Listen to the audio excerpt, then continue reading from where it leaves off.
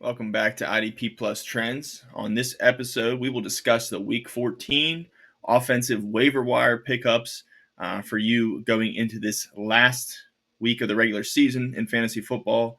So, without further ado, my name's Johnny. I'm your host here. We're going to talk some quarterbacks, then running backs, wide receivers, and lastly, tight ends.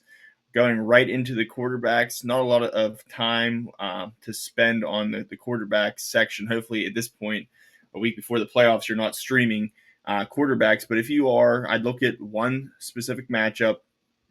Both quarterbacks coming off great performances, and that is in Pittsburgh. We are going to see Russell Wilson and the Steelers take on Jameis Winston and the Cleveland Browns. Now, both of these quarterbacks are coming off tremendous games.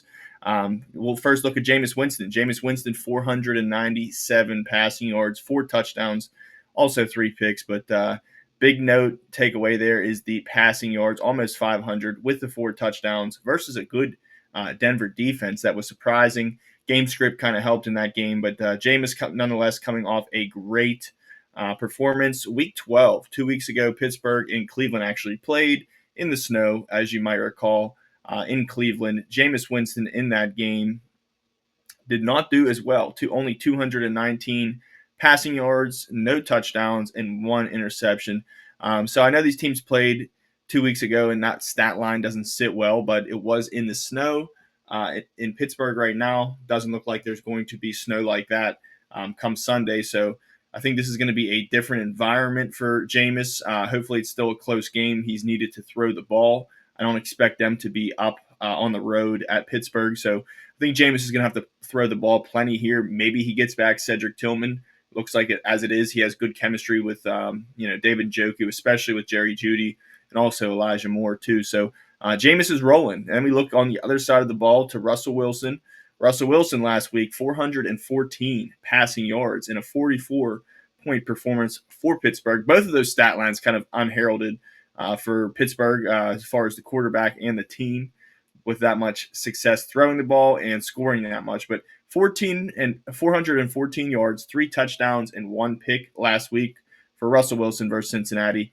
Looking back to 2 weeks ago, that matchup versus Cleveland in the snow, Russell Wilson did have 270 yards and a passing touchdown in that game. No interception. So here's to hoping Russell Wilson can add 1 more touchdown.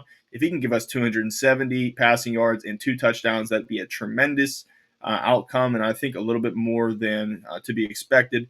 Could be 2 touchdowns, but I would expect passing yards to be limited to about 250 at most. As for Jameis Winston, man, I mean, 479 last week. The week before that, 219.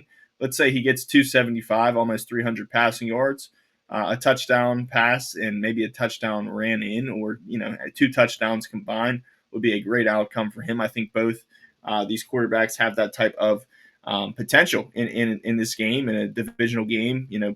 We'll see what game script is. Like I said, I think it's going to be a close game. So bodes well for both these quarterbacks. Hopefully the defenses aren't, fumbling or causing forced fumbles and interceptions where it kind of negates game script. But they've been rolling. So Jameis Winston with his crazy pass catching repertoire now from what seemed to be so thin there in Cleveland now seems to be thick. And Russell Wilson, here's to the Steelers. Hopefully they continue to throw the ball that well. George Pickens looked great in that game as well.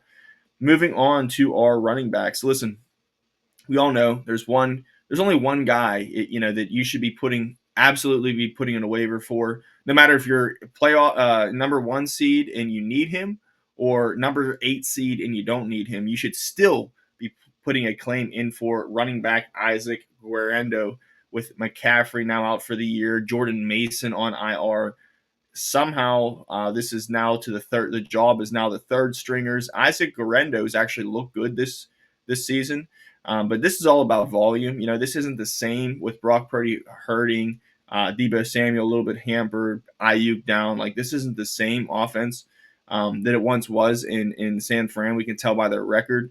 But at the same time, week 14, last week of the regular season, you don't often get a opportunity for a volume-based RB1. So because that's the situation and it's, a good offense still, I think Warrendo here is absolutely worth whatever free agent money you have left. If you have $100, throw 100. If you got 25, throw all 25. But absolutely, if you're in the playoffs, you're here watching this video, you probably have a reason to play, and somebody else does too. Whether even if you don't need Isaac Warrendo, you might have Tyrone Tracy, Chase Brown, and Saquon Barkley. But I'm still gonna tell you to pick up Isaac Warrendo so that your opponent does not have him. Maybe there's an injury next week and you need him that next week. So definitely worth every owner's maximum bids out there. Only player that really is worth a claim is going to be in your starting lineup this week, Isaac Warrendo.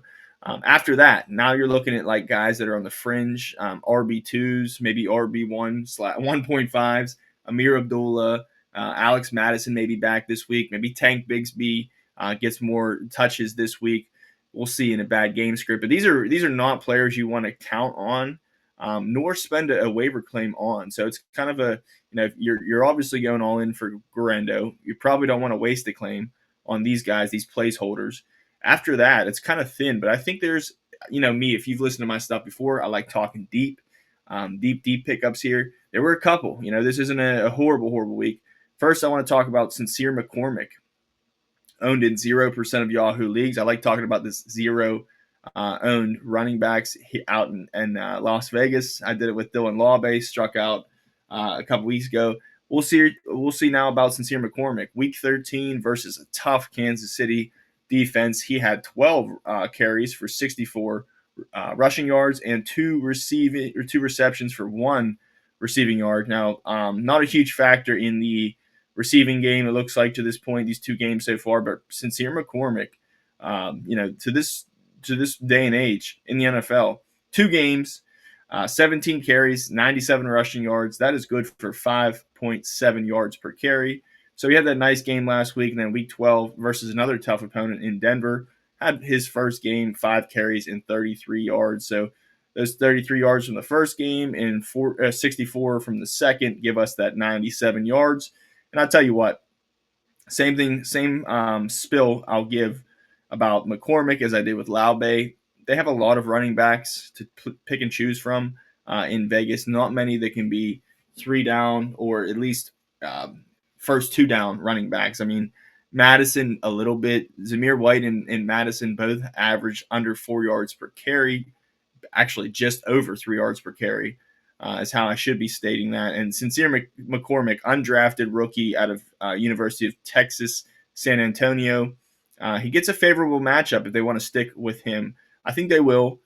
Maybe not as the bell cow back, but it definitely is at worst a 1B in this offense. And I mean, how can you say that when this is the running back that's getting work in first and second down? So I think there's a good opportunity for Sincere McCormick to take over lead back role here in Vegas. Bad season for Vegas. They're feisty, always feisty. Have head coach Antonio Pierce. He's kind of sees what I'm not sure. He might have been undrafted rookie, undrafted free agent, but here you have rookie Sincere McCormick, somebody who's shown they belong in the NFL, definitely belong with the Raiders, and somebody who's excelled when others haven't. We've had enough of Madison. We've had enough of Zamir White. Let's see what Sincere McCormick does, and I think that's kind of the Raiders' mindset. He's got a good schedule upcoming.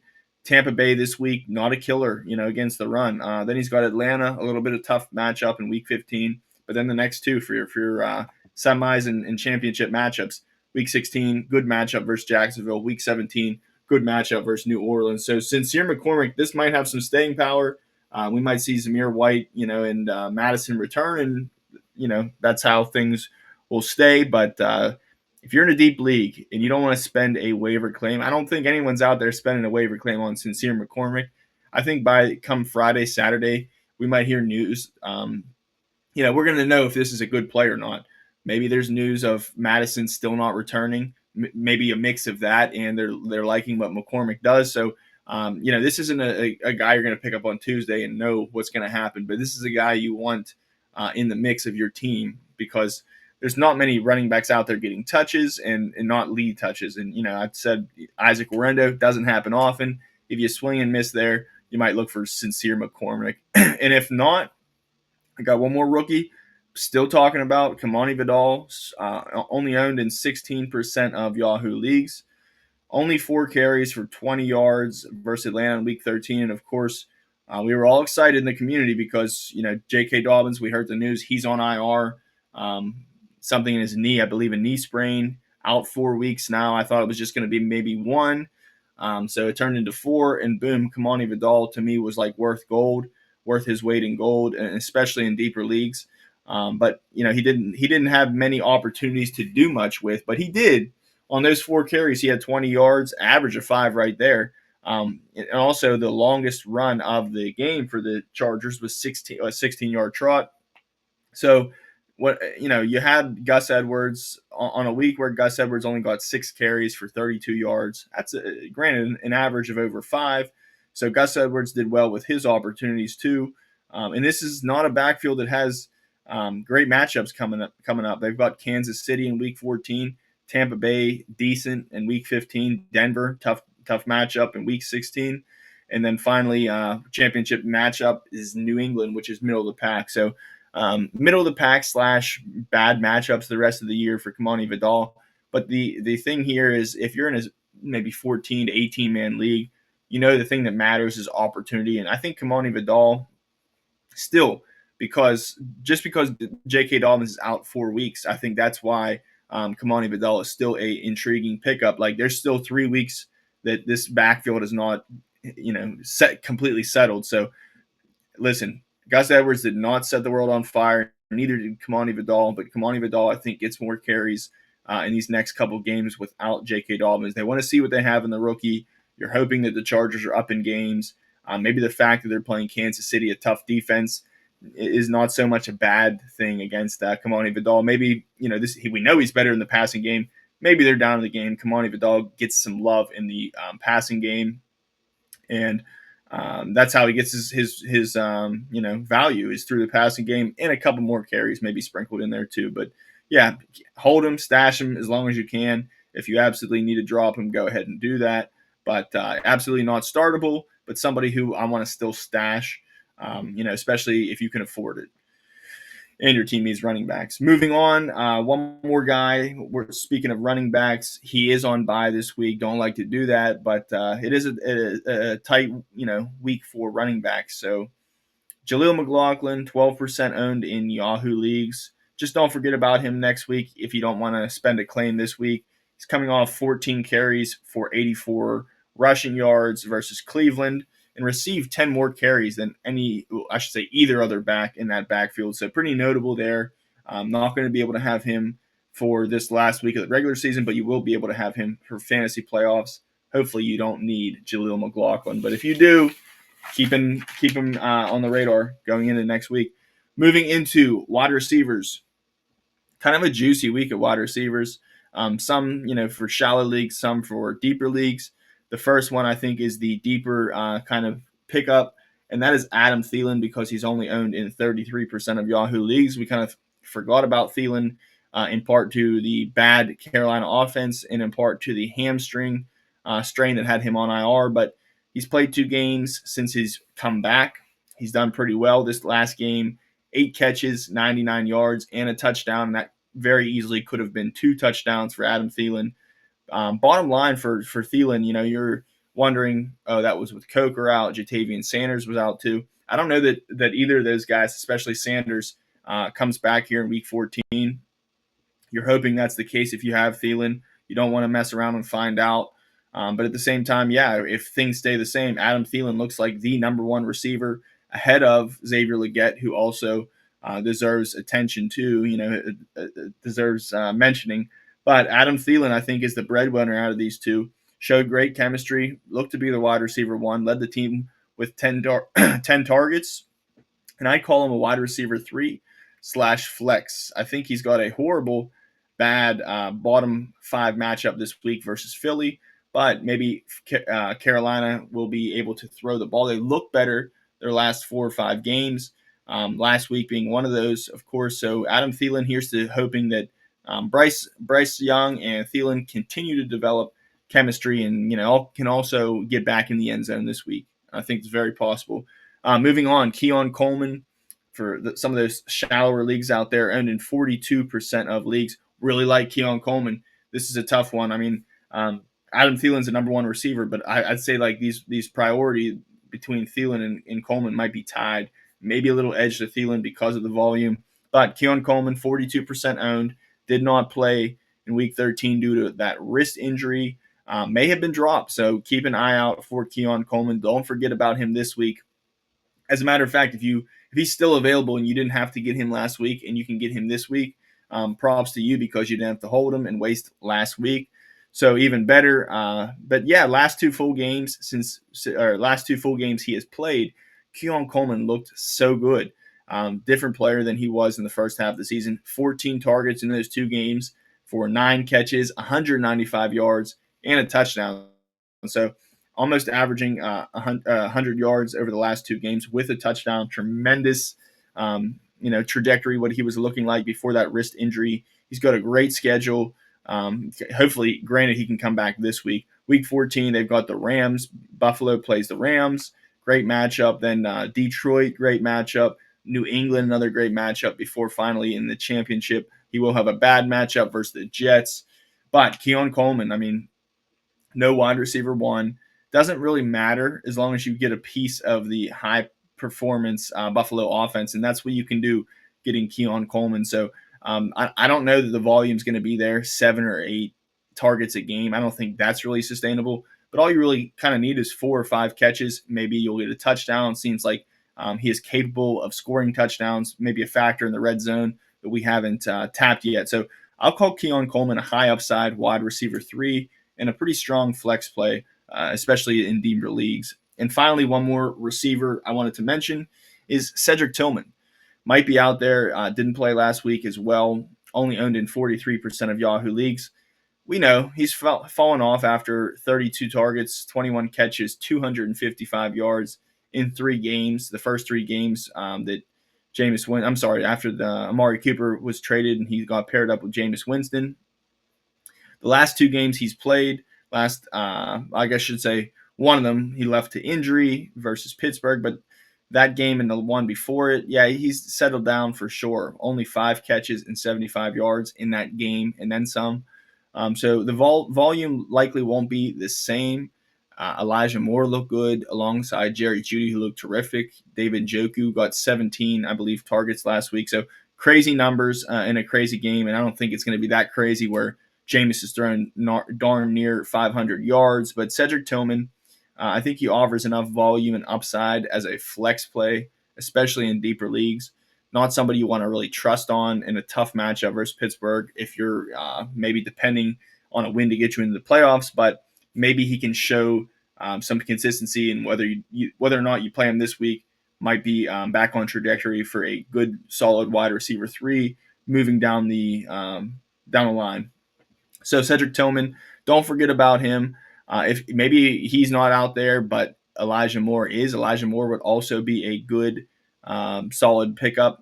Maybe Elijah Moore could be considered the safer play in PPR leagues right now as compared to Cedric Tillman. But Cedric Tillman, I think, definitely has the higher potential in his career trajectory, and I think it's a higher upside in fantasy too. And before we move to the tight ends, I just wanted to mention thank you to all of those viewers and listeners who have already subscribed to idpplus.com. If you have not already subscribed, you can go ahead and do so right now. You can skip all the steps and just go to idpplus.com/membership. That'll take you right to the subscription page where you can get your monthly subscription. And if you do that, use the code PROPS, the promo code PROPS, PROPS, and you will get 20% off that subscription if you are not subscribed already. But thank you to those who already are and come back weekly and leave me nice comments. I appreciate you. So moving into tight ends, I'm going to just talk about one this week. It doesn't look like Jatavian Sanders, my boy, is back this week as of right now. It's Tuesday, so we got a long road ahead of us. So Jatavian Sanders might be somebody else you keep in mind. But I want to talk about Noah Gray, only owned in 12% of Yahoo leagues. We know that's going to change after waivers clear tomorrow. He's been rolling the last 3 weeks, 12 receptions, 147 yards with 4 touchdowns. This is the number 2 tight end, but I think he's playing about 60% of snaps. Kelsey's playing about 90%. So he's getting about 2/3 the snaps of Travis Kelce. But, I mean, the last 3 games, 15 targets in those 60% of snaps. So somebody who's definitely efficient when we're talking about fantasy. You're not going to get 10 targets out of Noah Gray as long as Travis Kelce is hurt. We know that, but it seems like the last couple games, the touchdown upside that Noah Gray has, given the 5 targets a game, definitely puts him on the radar as a back-end tight end 1 at this point. I mean, he showed high upside, definitely in the red zone. Not many tight ends that offer volume, like I'd mentioned. Maybe David Njoku is someone you'd want to start over Noah Gray, but if you don't have options like that, if you're down to the Theo Johnsons, the Jatavian Sanders, Hunter Henry's on a bye this week. We've got 6 teams on bye this week, so maybe Noah Gray is going to get you by. I mean, he has a rough matchup. It's going to be, I believe, who's his matchup this week? Kansas City plays who? I forget who they play. Anyhow, Noah Gray, 12% owned in Yahoo leagues. I think that's definitely going to come up as it should. Get your share now. Maybe this is a block move. You don't necessarily need Noah Gray, but the other team you're playing might have Hunter Henry. So definitely keep an eye on Noah Gray. Maybe don't have to spend a waiver claim necessarily, but as soon as waivers clear, make sure if he's still available, you pick him up, whether it be for your own benefit or to negate somebody else's. So those are my quarterbacks, running backs, wide receivers, and tight end to talk about in Week 14. If you would like to check out more, these are just a snippet of all my pickups. Find me on Twitter at JohnnyFreakinF1. I do defensive IDP weekly waiver wire pickups on there, usually top 12 at each position, as well as offense too. So if you want to check me out for more, once again on Twitter at JohnnyFreakinF1. Other than that, good luck in the last week of the regular season for fantasy football, and best of luck in your playoff matchups. And we will see you in Week 15 for more waiver wire finds here on IDP Plus Trends. Thank you for watching the IDP Plus YouTube network. If you enjoyed this video, give it a thumbs up and don't forget to subscribe to our channel. Be sure to tap the bell icon to get notified whenever we upload new content.